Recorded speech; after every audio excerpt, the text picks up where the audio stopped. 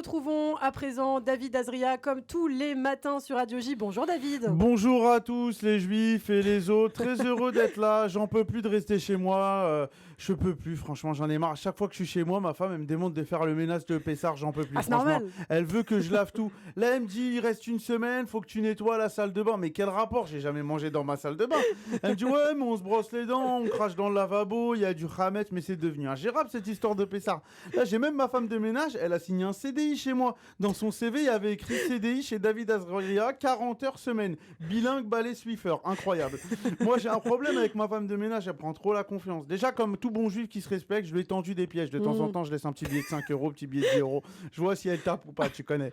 Mais moi je suis gentil, je vais la voir toutes les 30 minutes. Je lui dis alors à Oksana vous voulez un café, mais elle abuse. Elle me dit ouais avec un gâteau s'il te plaît. Un jour j'arrive, elle regarde les Marseillais à Mexico dans ma télé, ma télé à moi, Philippe. Cousine, tu parles pas français, tu comprends quelque chose? Elle me dit très gentil bébé ou très gentil, mais chelou.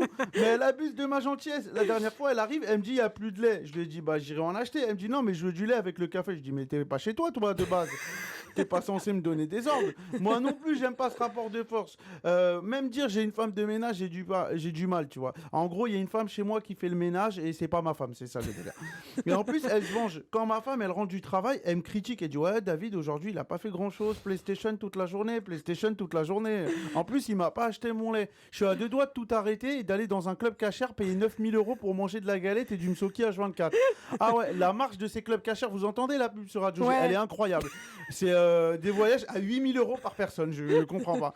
Non, moi je suis parti cet été en club de vacances, c'était incroyable. Vous êtes déjà parti en club de vacances avec Ouais, quand j'étais petite. Ah, incroyable, hein, mais attention, hein, franchement, tu pars. Moi je kiffais, mais tu peux jamais te reposer, c'est une dictature ces voyages. 9h petit déjeuner, 10h prière, 11h zumba, 12h water polo, 13h prière. Tu peux jamais te reposer. Et à tout moment tu viens pour te reposer, t'as un animateur éclaté qui vient de voir, je fais, hey, David, tu viens faire la danse du club? Tu viens faire la danse du club. C'était sur bande organisée, les rappeurs marseillais, vous connaissez?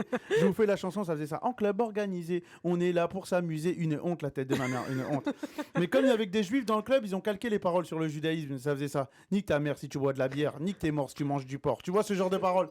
Je peux pas chanter ça, moi j'ai 2 enfants. En plus, je connaissais pas, il y avait des buffets à volonté. Information importante, ne jamais partir avec des juifs dans des buffets à volonté. Au bout de 2 jours, t'avais des mecs partis avec des chaises et des tables, la tête de ma mère. Je dis mais Johan, qu'est-ce que tu fais? Il m'a dit vas-y frérot, c'est à volonté, t'inquiète et tout.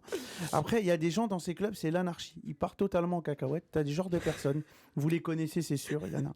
Ils se lèvent hyper tôt le matin pour avoir les meilleurs transats à la piscine. Ils mettent des serviettes. Et toi, quand t'arrives avec ta femme et tes gosses, il n'y a aucune place sur les transats. Je peux être coupable. Ah, tu es coupable. Ah, je vous déteste. Et toi, t'arrives, t'as aucune place. Mais moi, j'étais parti en cacahuète. Au bout de 2 jours, je mettais mon réveil à 1h30 du matin. Ma femme, elle me dit, tu fais quoi? Tu me trompes? Je fais, non, t'inquiète pas, demain, on va avoir des bêtes de transat à la piscine, t'inquiète pas. Bon, allez, je vais prendre 1 ou 2 serviettes. J'ai la serpillière du salon à faire. À demain, bisous, ciao. Merci beaucoup, David Azria. David qu'on retrouve au quotidien sur Radio J. Et oui, j'assume, pour avoir des belles places à la piscine en vacances, eh ben, il faut se lever tôt. Shame David. on you. Rendez-nous notre argent. Merci beaucoup, David. À demain sur Radio J.